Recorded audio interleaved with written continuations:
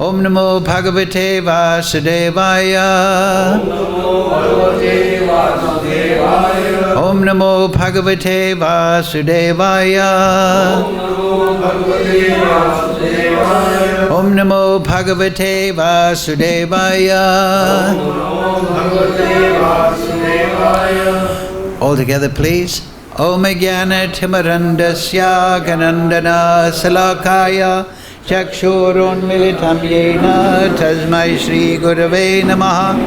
Shri Chaitanya Manobhistam Sthapitam Yena Bhutale Swayam Rupa Kadamayam Dadati Swapadantikam Vandeham Shri Guru Shri Yukta Padakamalang Shri Gurun Vaishnavangscha Shri Rupam Sagrajatam Sahagana Raganatam Vitam Tam Sajivam Sadvaitam Savadutam Prijana Sahitam Krishna Chaitanya Devam Shri Radha Krishna Padang Sahagana Lalita Shri Vishakam Vitamscha He Krishna Karana Sindhu Dina Bandhu Jagatpate Gopesha Gopika Kanta Radha Kanta Namostute Tapcha Kanchana Gaurange Radhe Vrindavanishwari Rishabhana Sutadevi Pranamami Hari Priye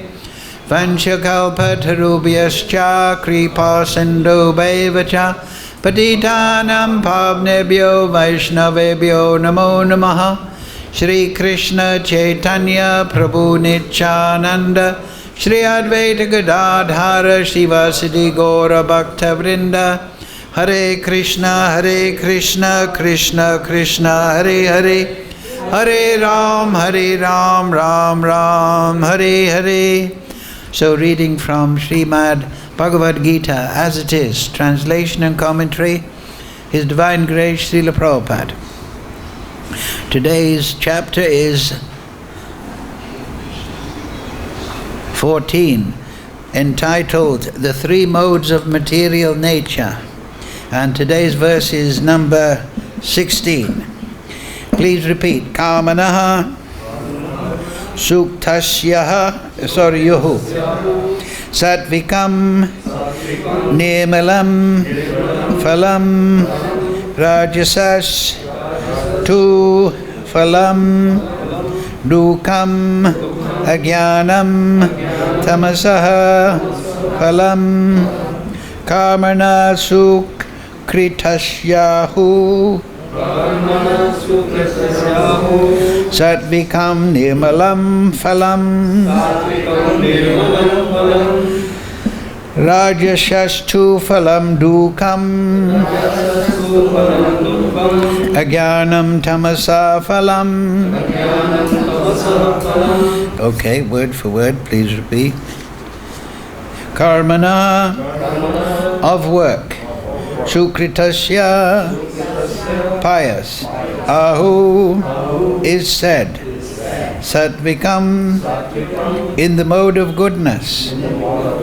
Nirmalam, purified. Phalam, the result. Rajasa, of the mode of passion.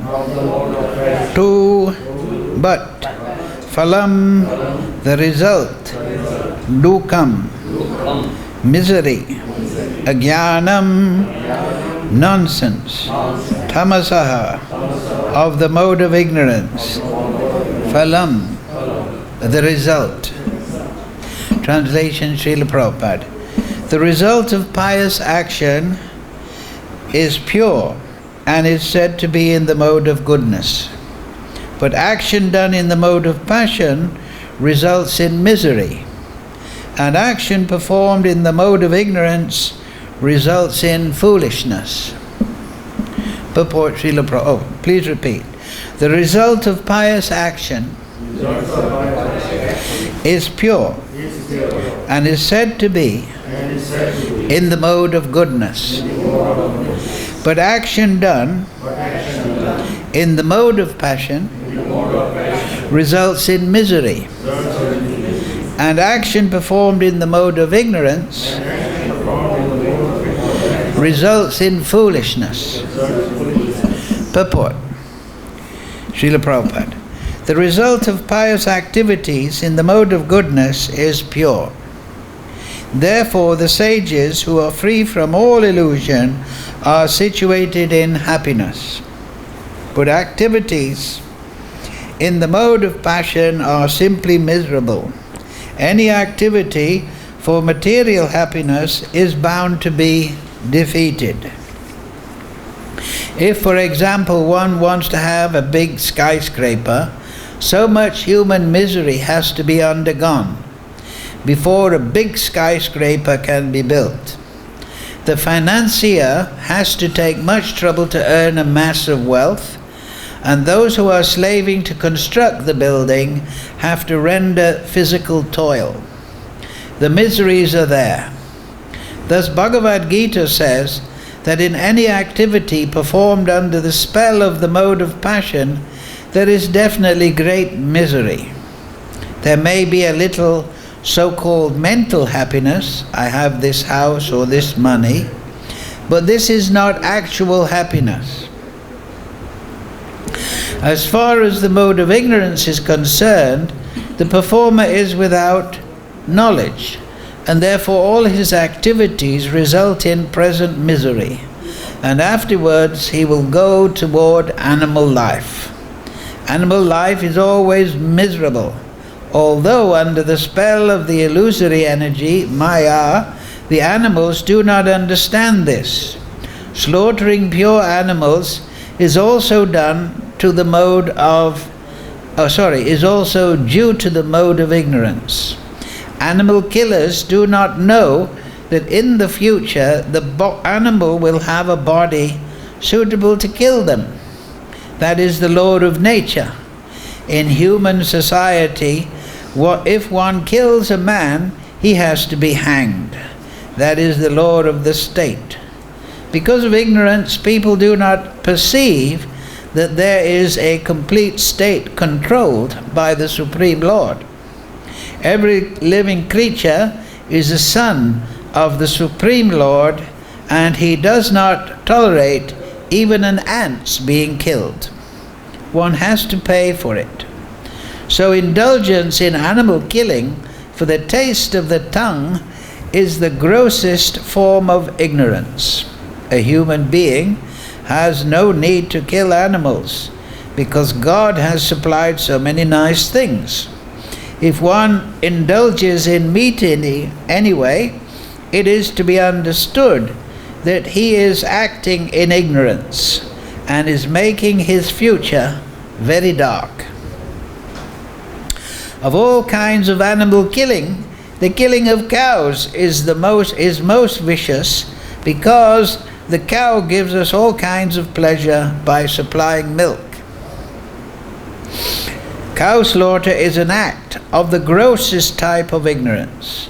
In the Vedic literature, Rig Veda 946:4, the words Govi Prinita Matsaram indicate that one who, being fully satisfied by milk, is desirous of killing the cow is in the grossest ignorance. There is also a prayer in the Vedic literature that states, Namo Brahmanyaya Devaya Go Brahmanyaya Hitaya Cha Jagat Hitaya Krishnaya Govindaya Namo Namaha. My Lord, you are the well-wisher of the cows and the brahmanas, and you are the well-wisher of the entire human society and world. Vishnu Puran 119:65. The purport is that special mention is given in that prayer for the protection of the cows and the brahmanas. Brahmanas are the symbol of spiritual education, and cows are the symbol of the most valuable food. These two living creatures, the brahmanas and the cows, must be given all protection. That is real advancement of civilization. In modern human society, spiritual knowledge is neglected and cow killing is encouraged. It is to be understood then that human society is advancing in the wrong direction and is clearing the path to its own condemnation. A civilization which guides the citizens to become animals in their next lives is certainly not a human civilization. The present human civilization is, of course, grossly misled by the modes of passion and ignorance. It is a very dangerous age, and all nations should take care to provide the easiest process, Krishna consciousness, to save humanity from the greatest danger. Yes. Mukum karochi vachalam pangam laite grim yad kripa tamam vande Sri Guru dinatarinam. Karmana sukatashyahu satvikam nirmalam phalam rajasastu phalam dukam agyana tamasa phalam.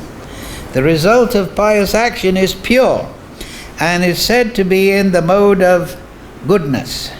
But action done in the mode of passion results in misery, and action performed in the mode of ignorance results in foolishness. So we should always remember from this chapter that we're living in an action-reaction universe. In the modern day, they talk of freedom, but we're in an action-reaction universe. That means according to our action, we will get a certain result. Karma is compared to a seed, karma bij. So, seeds sprout into plants. They react. So, if we perform activities, this verse is saying, in the mode of goodness, we will become pure in mind and body. But if we perform activities in the mode of passion, we'll become miserable.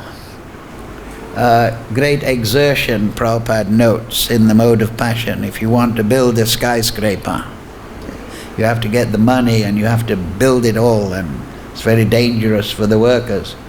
And if we perform activities in the mode of ignorance, then we become foolish or nonsense or deeper into illusion. So we must understand that very carefully, because according to how we act, we will get a result. The thief, the murderer, for example, he may think that nobody saw me stealing, nobody saw me murdering, so I'm free. Right? They do everything at night. So there are so many secret societies, right, in the world today, and they are performing even human sacrifices, abominable activities, but they're doing it secretly. And they think, oh, this will give us power. We're worshipping these Rakshasa demons, and we will get power. But the reaction is that they are going to be even more in illusion, more even condemned. They will go to Narak, and then they'll be born in animal species, because they're cultivating the grossest type of ignorance, violence. And particularly Prabhupada has explained here that the civilization nowadays is creating a situation where the people are not being liberated or becoming situated in spiritual realization from which they can enter the spiritual world and live eternally, but they're actually being encouraged in passion and ignorance activities, and they're all going to hell, and they'll be all born in lower species. So that is Prabhupada doesn't mention it directly in the purport, but there is that earlier verse in the Gita, Trayate Mahato Bahat. Nahabra Karmana Shosti Pratyavaya Navidite Swapam yesterday Trayate Mahato Bayat. A little advancement on this path, Krishna consciousness, realization of the Supreme, can save one from the greatest type of fear. So the greatest type of fear is to enter into the lower species, to become an animal, and even lower than that, a fish, or even lower than that, a microbe. Right? 8,400,000 species. So this verse is talking about the fruit of activities. And when we understand I'm living in an action-reaction universe that is supervised by the Paramatma, by the Supersoul, then unless we are completely mad, we realize I'd better discipline myself. Because I may, as Prabhupada mentioned there in the purport, I may avoid the police or the judgment or the court judgment in this world for my activities that are illicit. But Yamaraj cannot be avoided. Yamaraj, the Lord of Death, the hounds of hell, the Yamadutas, they cannot be avoided. So this knowledge will inspire somebody to, hey, I'd better be careful. And with the understanding that there is heaven and hell, Swargaloka and Narak, there are lower species of life, there are higher species of life. Prabhupada mentions the sages in the higher realms. I can attain to those according to my activities and desire. Whereas, as Prabhupada mentions, the society we're living in now is very dangerous, right? They talk about action and reaction, right? Newton's law. And they say energy is conserved. If an object is in motion, unless it's repelled, it will not slow down, and so on and so forth. So they think that the laws of action and reaction are only relevant to an asteroid in space, a meteorite, or a planet, or a motor car in the road. If it hits the wall, it'll get a reaction. But they don't apply that understanding to themselves. This is the mode of ignorance. They think, yes, we are analyzing the physical world in terms of physical laws and mathematical formulas and gravity and so on. And we see there's action and reaction in the mundane world. But that only applies to those things. Me, I'm free. So this is self-delusion. And it is not at all practical. Because we see if somebody takes alcohol, the reaction is there the next day. If one takes anything, there will be a reaction, because that is the nature of the material world. The material world is created out of the three modes of material nature. Now, in the modern world, they are telling us that the gross energy, this is materialism. This is very interesting, how everything is reversed by these Rakshasa leaders and educators in Kali Yuga. They believe that the gross energy, matter, is creating the subtle effect. For example, consciousness, they say, is created by some form of chemical reaction of the material elements. But that is incorrect.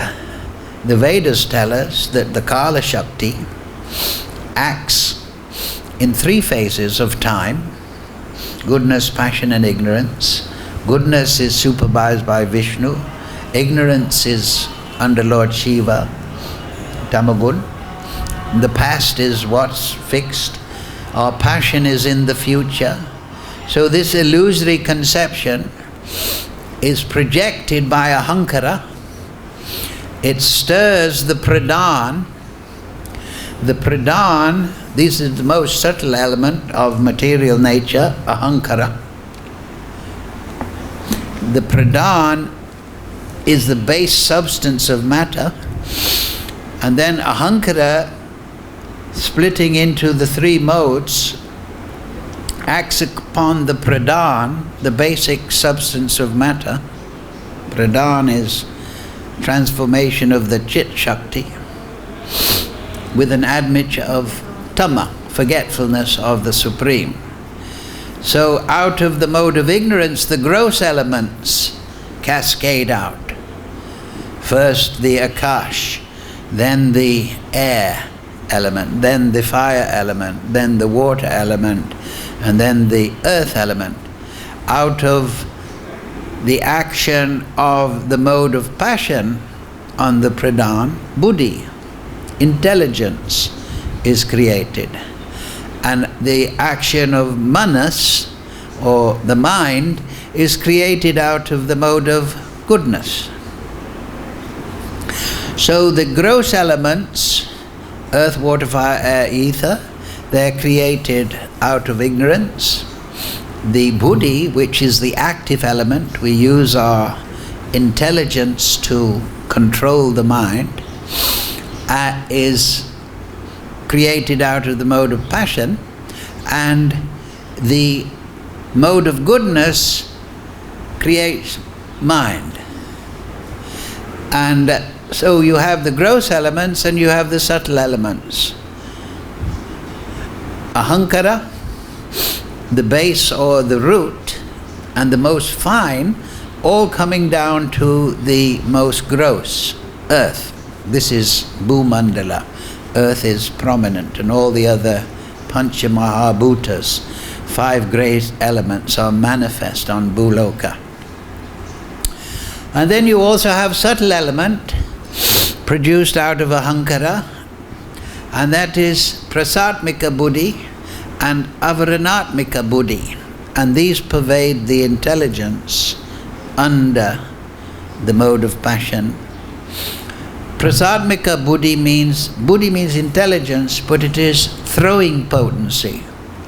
That means when we adopt a posture of enjoying this material energy within our material body, we are thrown into the material energy, we are thrown into illusion. In the same sense that if somebody drinks alcohol, they're thrown into the mode of ignorance. They're driven into it. But then that is called prasatmika. So we develop a false understanding, just like the drunkard. He's thinking, oh, I'm the king of the universe, I'm so strong. Everything I say is very witty, and I'm a very clever man. But somebody who's not a drunkard listening to him thinks this guy's an idiot, a drunken fool. But he is thinking, Avaranatmika Buddhi is the brother and sister. Avaranatmika Buddhi is covered, and he's thinking that what I believe about myself and my state of consciousness, that is correct. So people are thrown from the subtle to the gross. Their intelligence is covered by ahankara, aham mameti, and it is under the spell, as Prabhupada mentioned, of this throwing potency, their consciousness. They are thrown into a false opinion.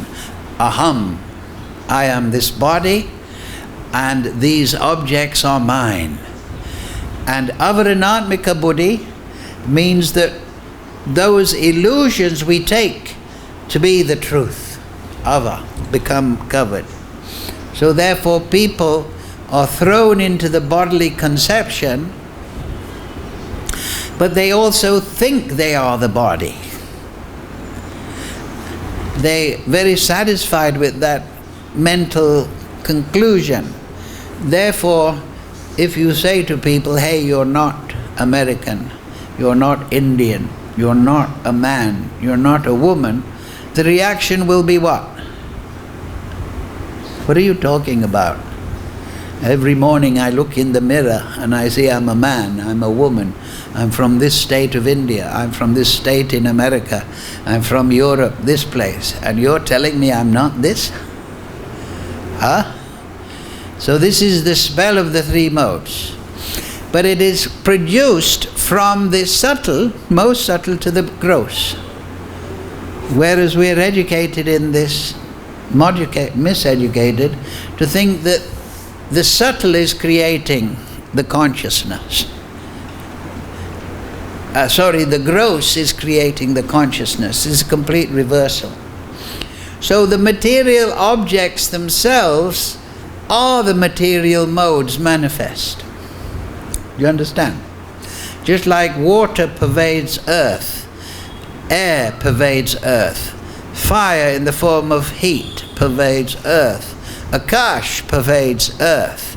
So they are produced out of the three modes. They have a subtle root. So those objects themselves are the three modes. Therefore, we interact with the material body, which is a combination of these elements, and we interact through the mind and intelligence under the influence of ahankara, and our consciousness under the influence of avaranatmika buddhi and prasatmika buddhi becomes what's called in Sanskrit chittam. It becomes the 24th material element. It means contaminated consciousness. So the result of interacting with this three modes, gross and subtle manifestation, is that we get the reaction. We push into the material energy, trying to enjoy and control, and then the material energy pushes back. Action and reaction universe, to put simply.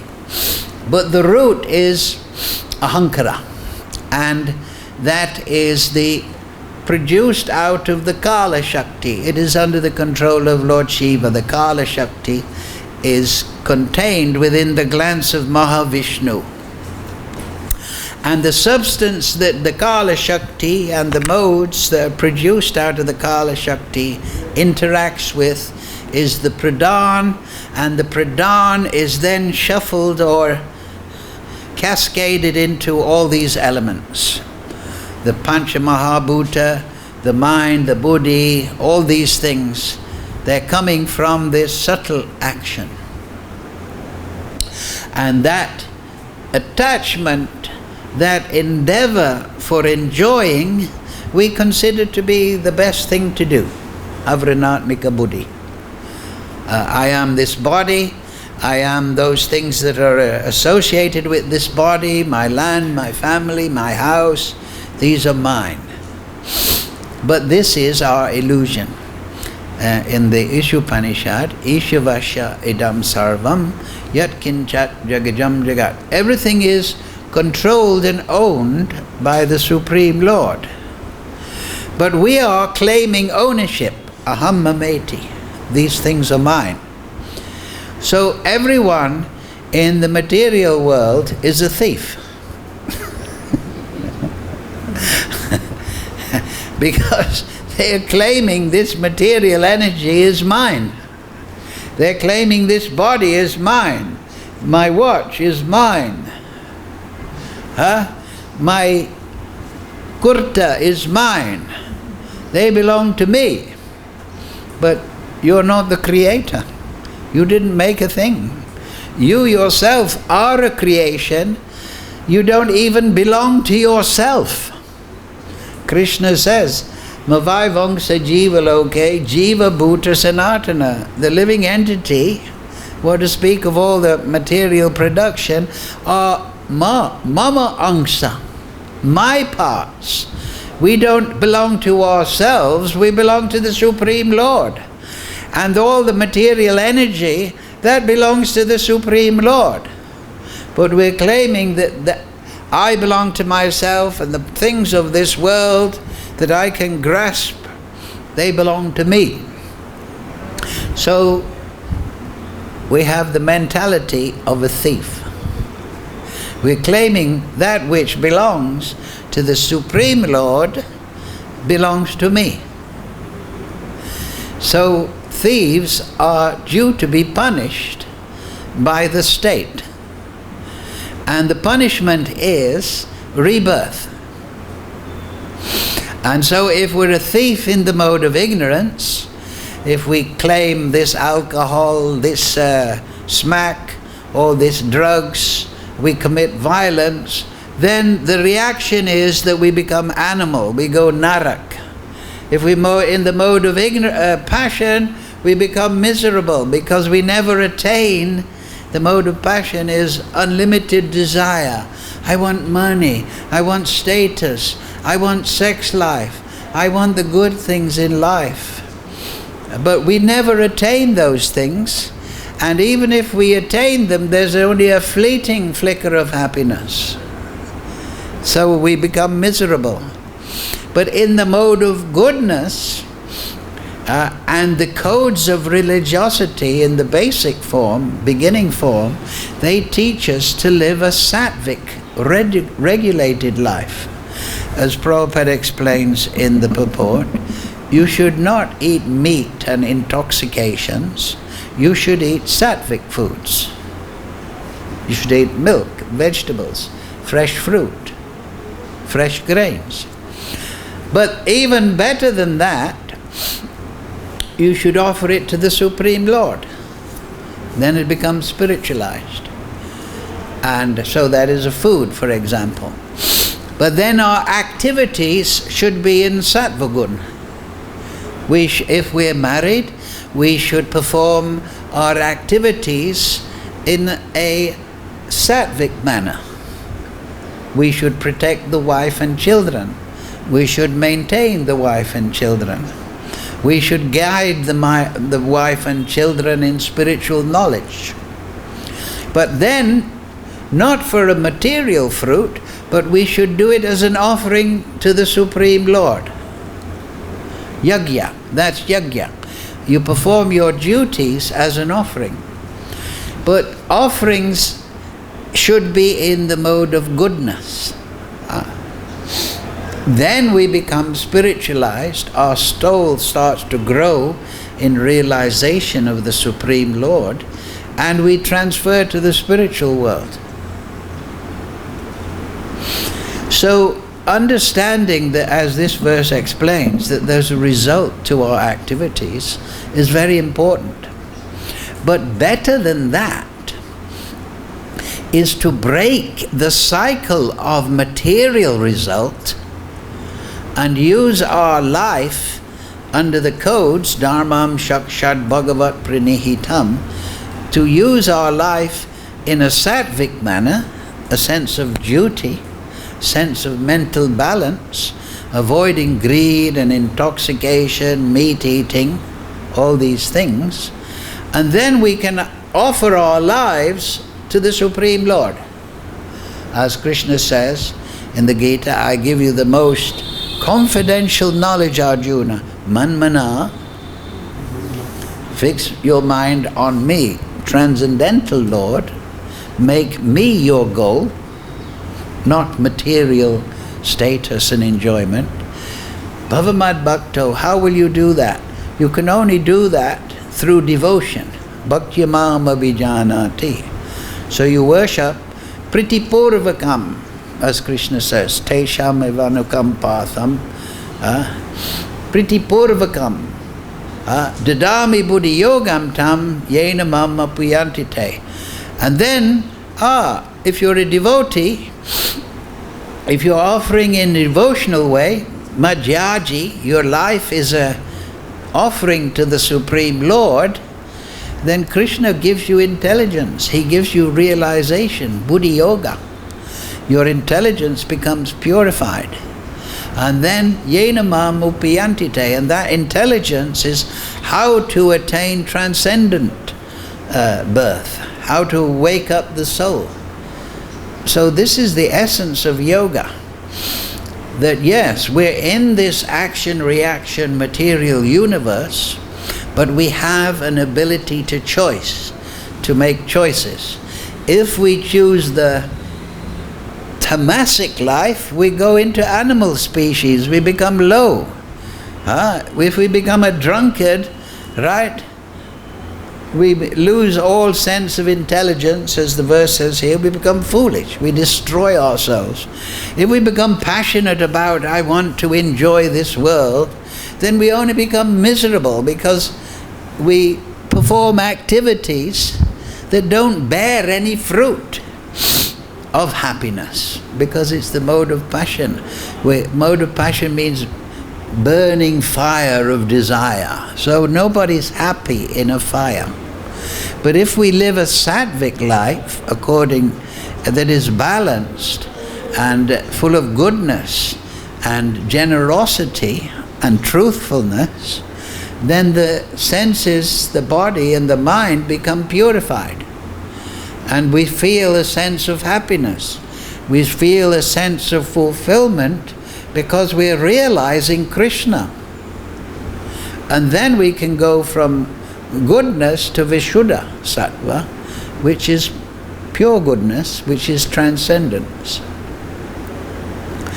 So this is actually yoga. And this is why these last 6 chapters, they give all this knowledge to guide us in our attainment of transcendence. And they warn us that if you perform bad activities through bad choice, you will get a bad result. If you perform passionate activities, you'll get a miserable result.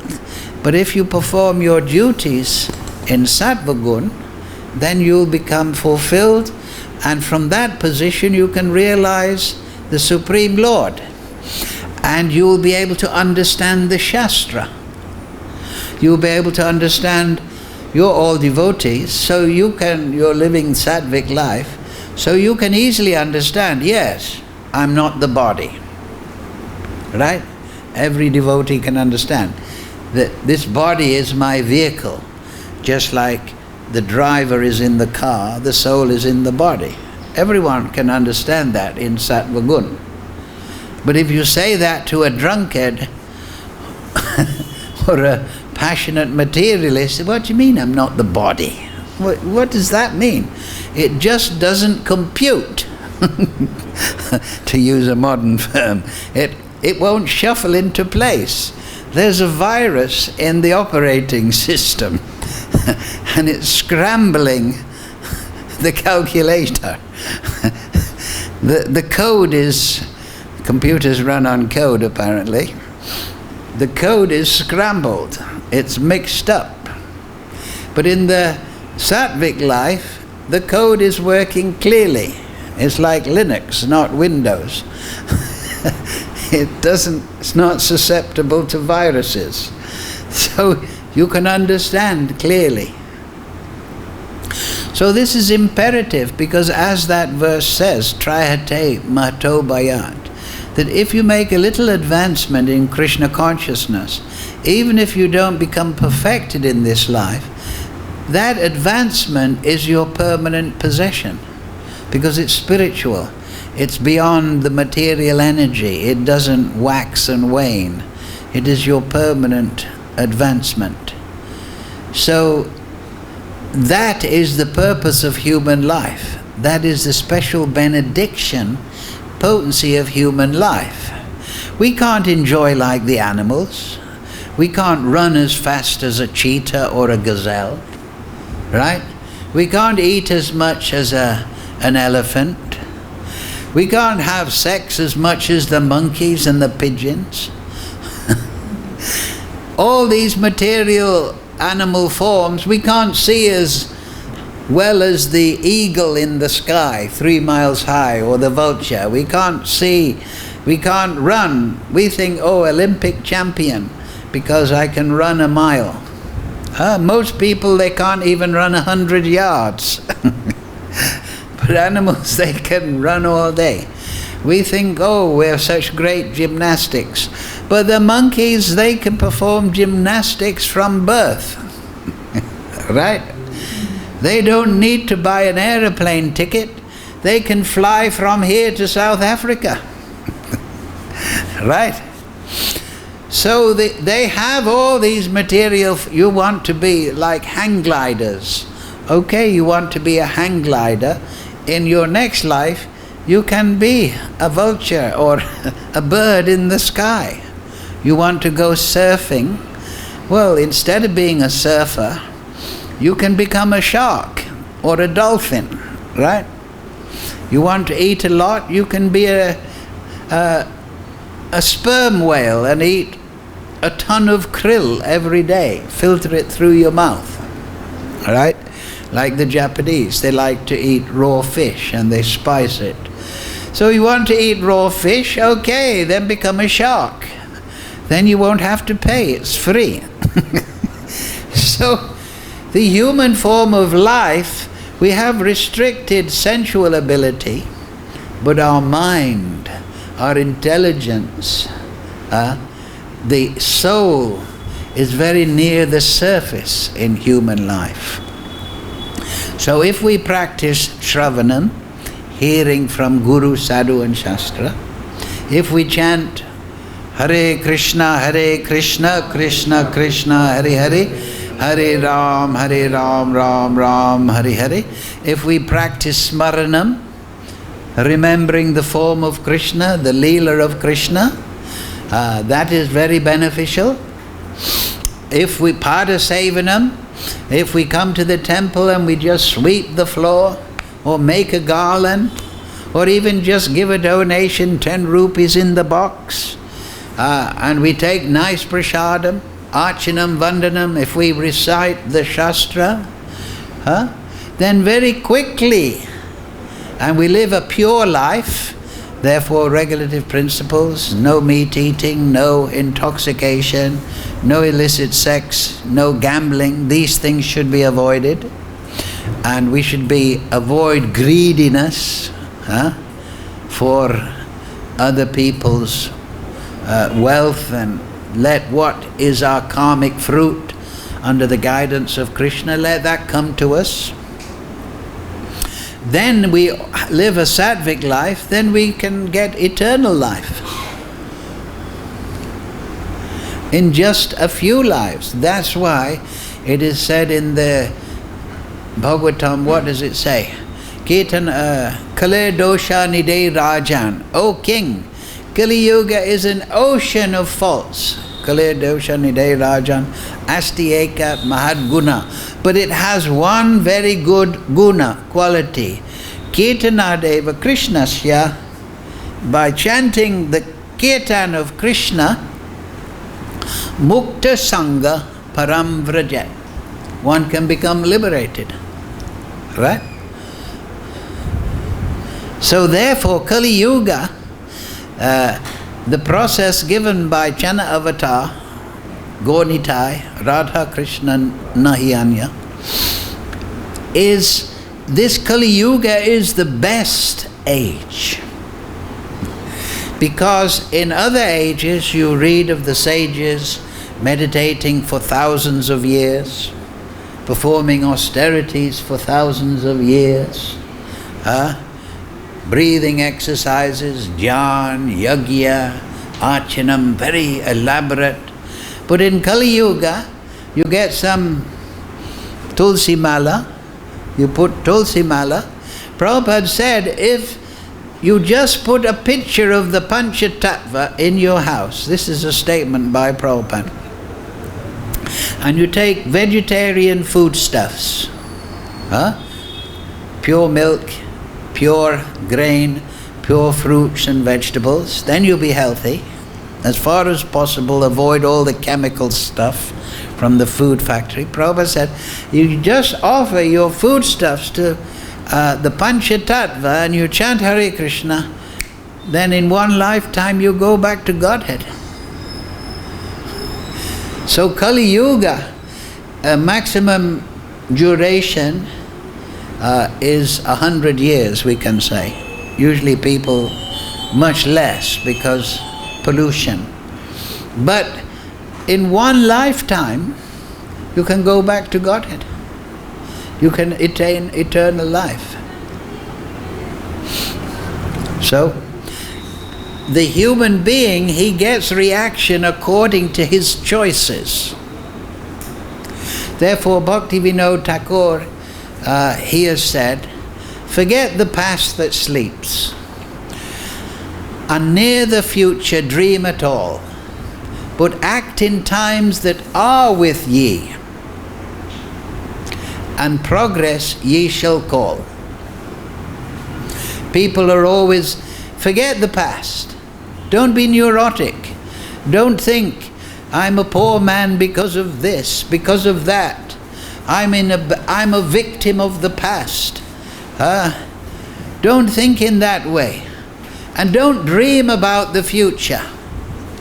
That maybe, they have these salvationist religions. Some big Messiah is going to come through the clouds and save us all. Right? And in the meantime, I'll watch the cricket and follow the movies on the television because I'm saved. No, don't dream about things. Yoga means that you make the right decisions now. You see? Forget the past that sleeps, near the future dream at all, but act in times that are with thee, and progress ye shall call. Because our life is a series of now. You understand? Yesterday was now. It wasn't yesterday, it was now. So we have to understand to act now. That is yoga. And not think it's going to happen in the future. We should act now. As there's also a saying, procrastination is the thief of time. Don't procrastinate. Act now. Don't waste time now.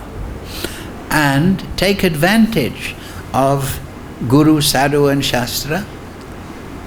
Go in that direction and you get the greatest fruit. Hare Krishna, Krishna Krishna, Hare Hare, Hare Ram, Ram Ram, Hare Hare. And this chanting, Chetadapanamajanam Bhavamadnivagnit, it breaks the old habits. You understand? That's why Kirtanad eva Krishnasya mukta sangha param vrajat. You become liberated from the past habits by regularly chanting Hare Krishna, Krishna Krishna, Hare Hare, Hare Ram, Ram Ram, Hare Hare. Right? We all have that experience. You're all devotees. You know that. I'm making progress. I used to be interested in that, but now I'm interested in making progress. So thank you all very much. Any question?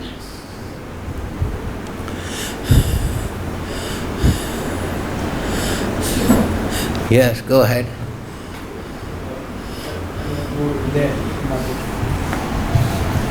Mukta Sangha Param Vrajat. So this is a question.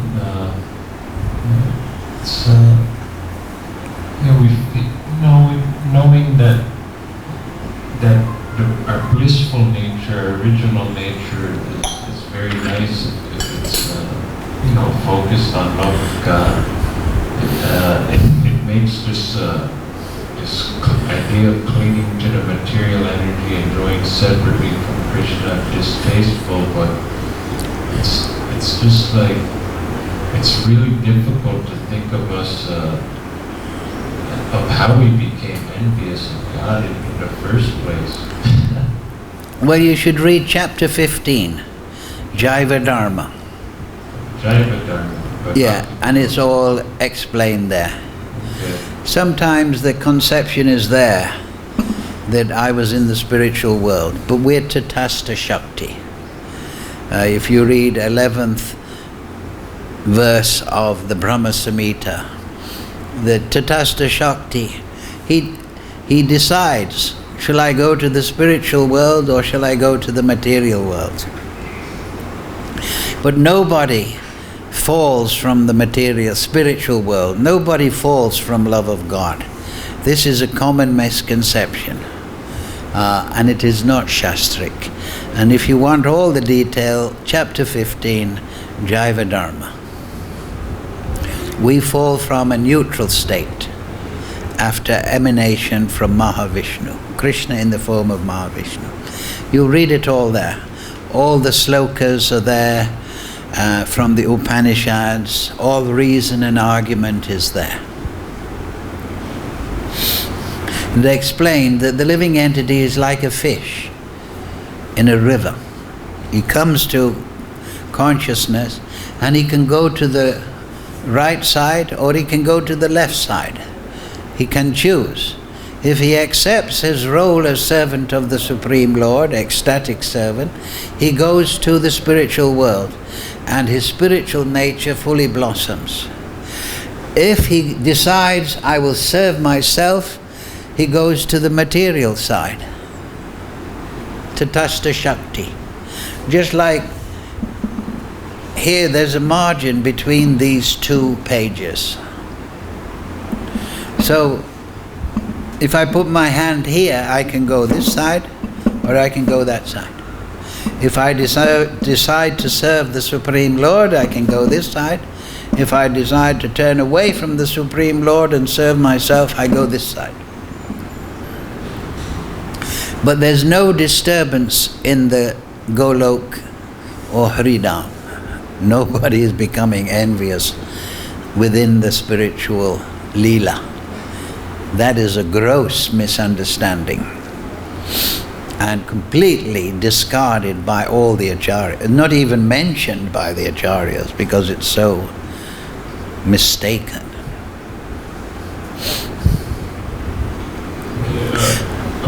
Go on. The other question, it's a little bit blurry to me, is since the soul is beginningless, it's just kind of blurry, like. Well, the soul is eternal. That means without material beginning. Beginningless. Beginnings are only in the material energy. The material energy begins, then it's withdrawn. It begins and then it's withdrawn. So beginning, the eternal platform, there's no beginning or end. There's no middle or end. The material time factor is not there.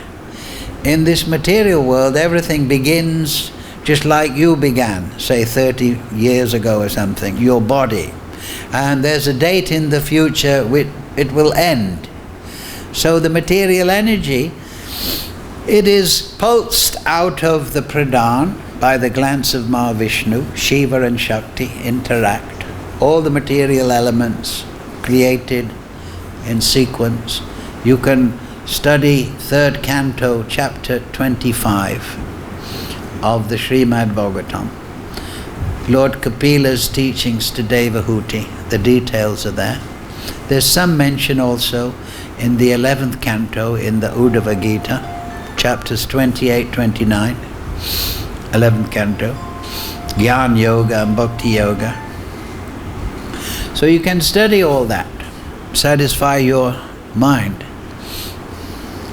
But the soul is anadi. His origin is within eternality. So everything that is created, just like Krishna says to Arjuna in the Gita, never was there a time when you or I nor all these kings did not exist. Nor in the future will there be a time when we don't exist. So you, me, first person, second person, third person, no time in the past we didn't exist, no time in the past. Because we're eternal being. But our consciousness is now contaminated by the three modes of material nature, which is the illusory conception, the Kala Shakti. So, in Brahma Samhita, verses 56, it is explained there. Shri Akanta Kanta Parama Purusha Kaltaravo Druma Bhumis Chintamani Gangamai Tomamritam, that the material time factor is absent in the spiritual world. It's a different time. You understand? It is eternal time. So the soul is eternal. Krishna is eternal. So it without material beginning. Just like the soul is nirguna.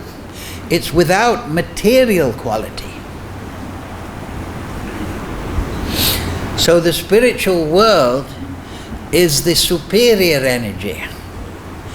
So when we're conditioned by the inferior energy of matter, and our consciousness is restricted by material time ideas, material matter, when we're not in the liberated consciousness, we have a difficult time understanding the spiritual world.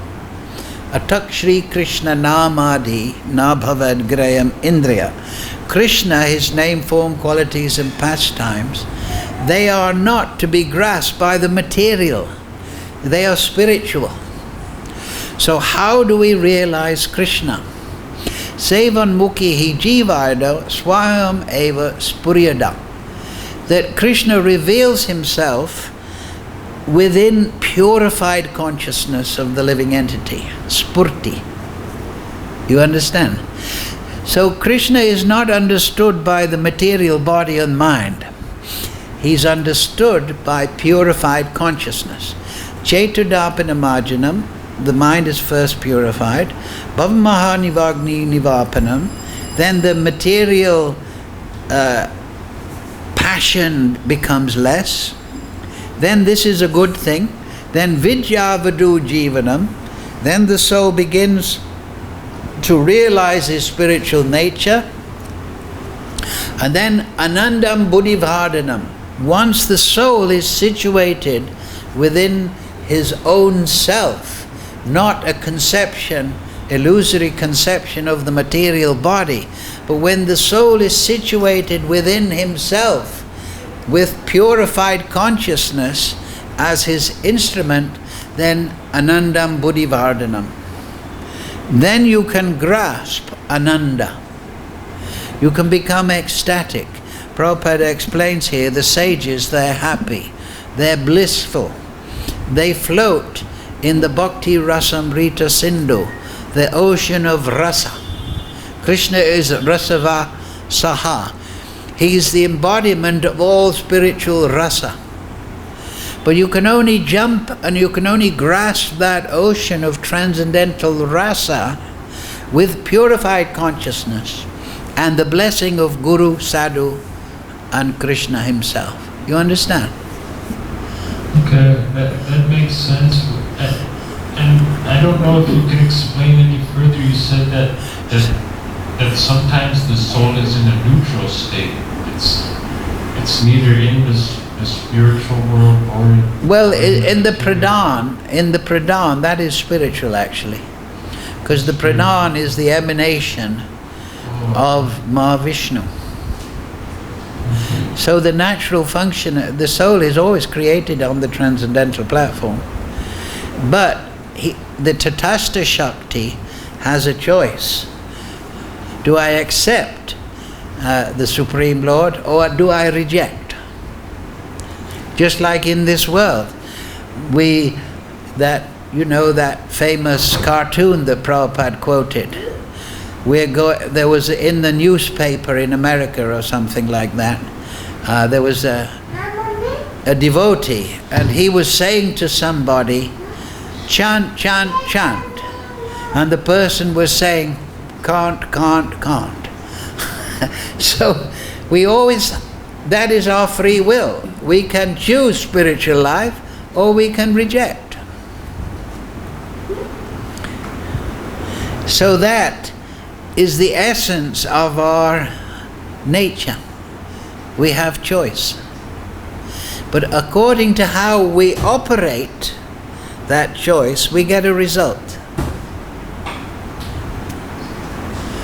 Just like you go into the restaurant and there's a menu, you can choose. I'm not saying you, but one can choose to be a thief. Then one will end up in Tihar jail, perhaps. One can do social work, and then the Prime Minister may give you a medal, right? One can go to the gym and pump iron and become muscular. You have choice. So it's realization of that choice, that ability to choose, is the basis of yoga practice and the basis of life. And a developed person, he uses his choice nicely. And he takes instruction from Guru, Sadhu and Shastra. How? And Prabhupada gave the example that we're all in an aeroplane. Now I can radio instructions to somebody in the aeroplane. But he's in his aeroplane with his hands on his control. Right? I'm not in his aeroplane. He's not in my aeroplane. I can send instructions. Be careful, there's a mountain. Fly around the mountain. Fly over the mountain. But if somebody decides I'm going to fly into the mountain, that's his choice. Right? So Guru, like the Prabhupada purport, he says, if you eat the cow, you'll get severe reaction. Right? But then some people will hear that and then they'll go and eat steak in the restaurant. So we all have choice. And therefore there's punishment and reward. Right? So once we understand we have choice and we can act, then our life becomes under our control. So don't go with the crowd, but always use your intelligence. Krishna says, Dadami buddhi yogam tam. Intelligence is the controller of the mind, controller of the body. You have to make the intelligence strong by good association, good knowledge. You see? Like children have to be protected, right? Because they don't have knowledge. So mommy and daddy said, don't do that, do this, don't do that. And the child, I don't want to go to school, I want to play. But that's not good. I want to eat everything. I only want to eat sweets, mommy. Right? Right? But the parents know that if you just eat sweets, you'll be sick. Right? So children have to be protected because they haven't got the ability to discriminate. But if we go with the flow, if we take our guidance from television and advertising, and we don't listen to the great sages, the Bhagavad-Gita, that's our choice. and we remain in the material world.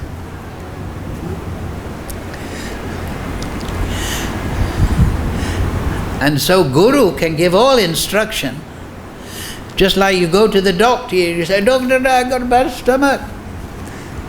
And the doctor says, "Well, you have to stop eating all that oily food for 2 months. And take this Panchamrita. It'll clean your stomach." All right? Now, if we follow what the doctor says, we become healthy. But then if we follow for 2 days and then eat all oily food again, that's our choice. You can't blame the doctor. Right? So we should always use the intelligence. We should decide, what do I want to achieve with my life?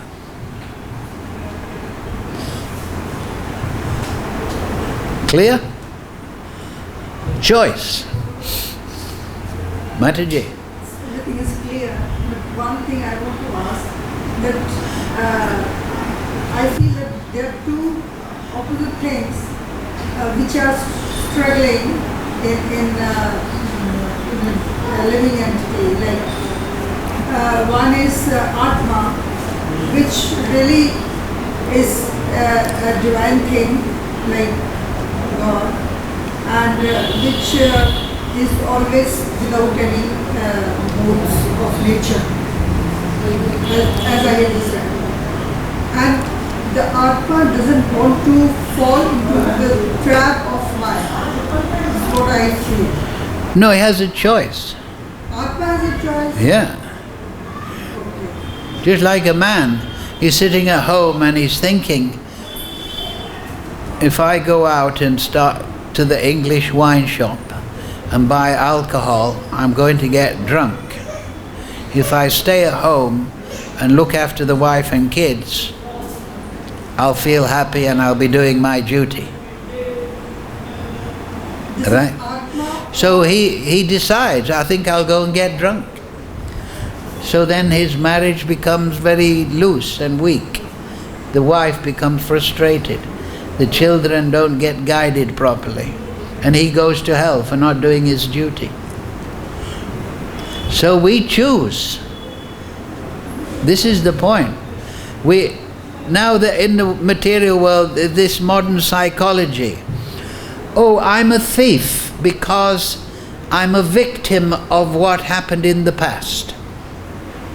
Just like, say in America, the black people, they may say, I'm a thief, I'm selling cocaine because I'm a black man and my great-great-great-grandfather was a slave.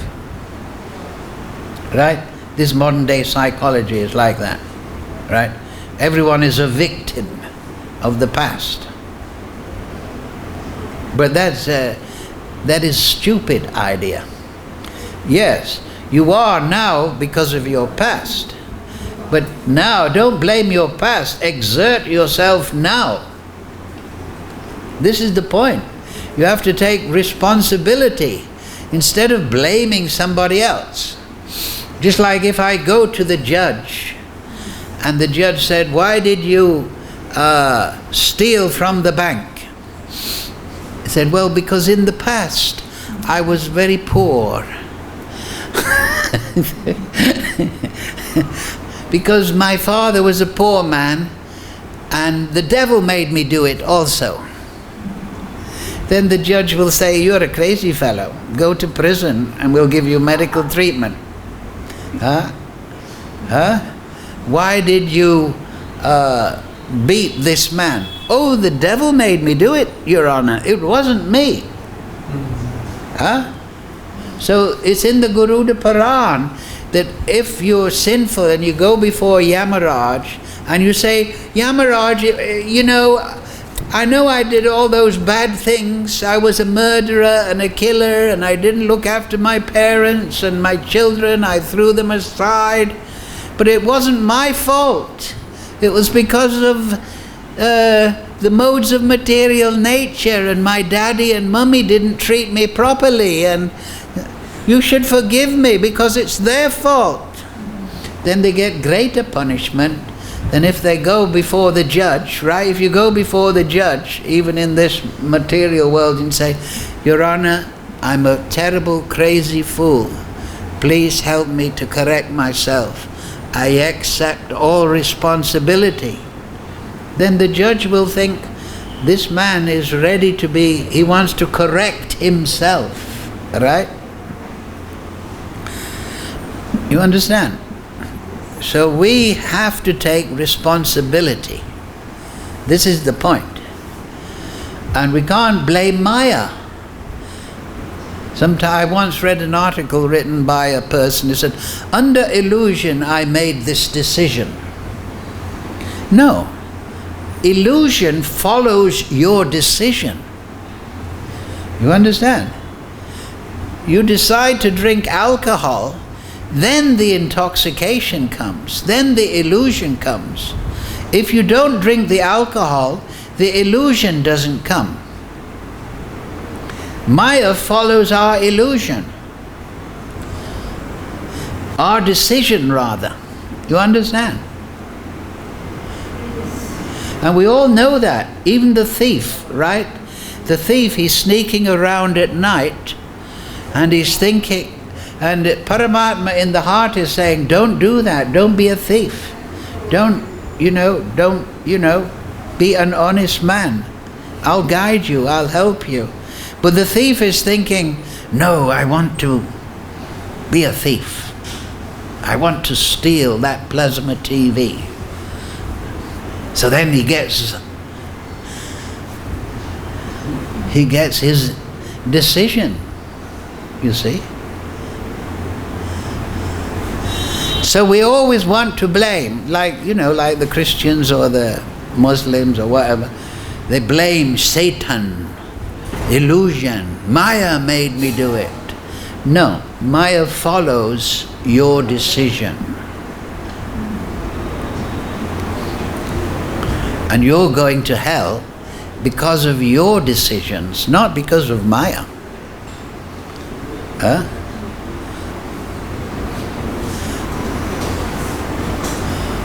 You see, therefore it's said here, action in the mode of ignorance, we become foolish. We want to blame everyone else. Oh, Your Honor, I had to beat that man up because he deserved it. We're always rationalizing in a foolish way. You understand? It's always the other person's fault. Do you understand? So that is not knowledge. That is not situation of knowledge.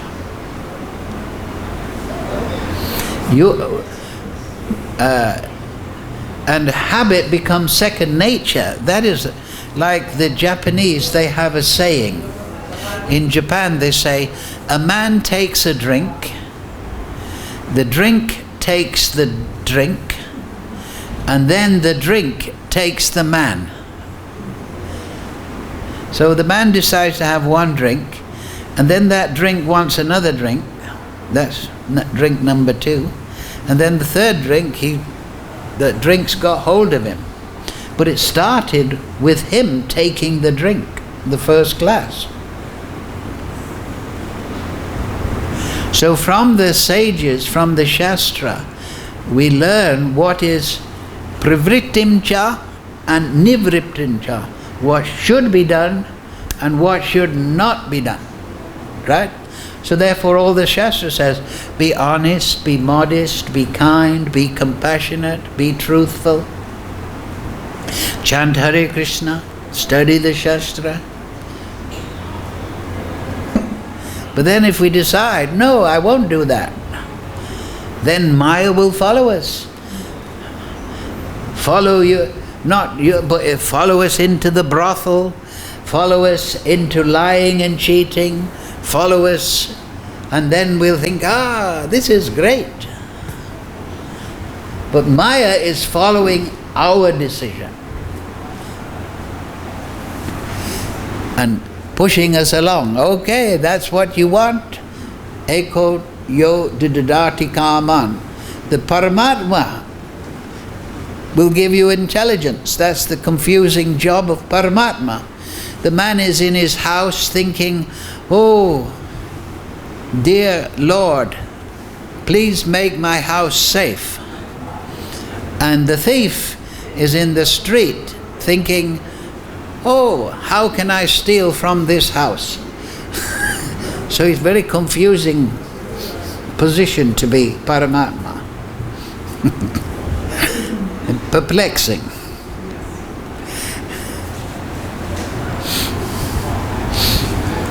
Yeah. I have one doubt, as you mentioned, soul come from Vishnu. Huh? But I was reading one book, The Science of Self-Realization, and there is Prabhupada wrote one letter to one scientist, maybe heart transplant. So that where Prabhupada wrote the soul come from spiritual world. Yeah, the Karanadak ocean is the spiritual world. Sorry? The pradhan is spiritual. And the soul comes from Krishna. Mahavishnu is the spiritual world. But when you talk to, say, a material scientist, you're not going to talk about the causal ocean, Mahavishnu, the emanation from Mahavishnu is an expansion of Krishna. You have to put it in simple terms, right? Just like when I was a baby. My brothers and sister were being born. So when my sister or my brother was being born, I said, Mummy, where do babies come from? I was about 8 years old. And my mother said, well, when you're married, God gives you babies.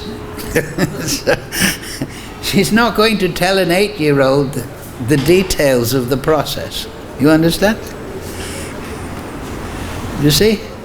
So if you're talking to materialists, you can't talk about all the details, Tatastha Shakti, point of emanation, Sushupti, awakening from creational Sushupti. You can't talk about that. You have to make it simple. Therefore, Prabhupada many times said, somehow or other we came in this material world. You understand? Somehow or other. And then he often would say, never mind how you came here, now your job is to get out. All right? So when you don't know anything, you can't be overloaded. Just like saying you're learning a musical instrument. First you have to learn how to tune it. You may not even know what a scale is. A rag, right? First learn the basics. You understand? So Prabhupada may have said many things in a condensed, concise form. But if you want the full picture, I would recommend chapter 15, Jaiva Dharma. Clear? Thank you. All right. Thank you all very much.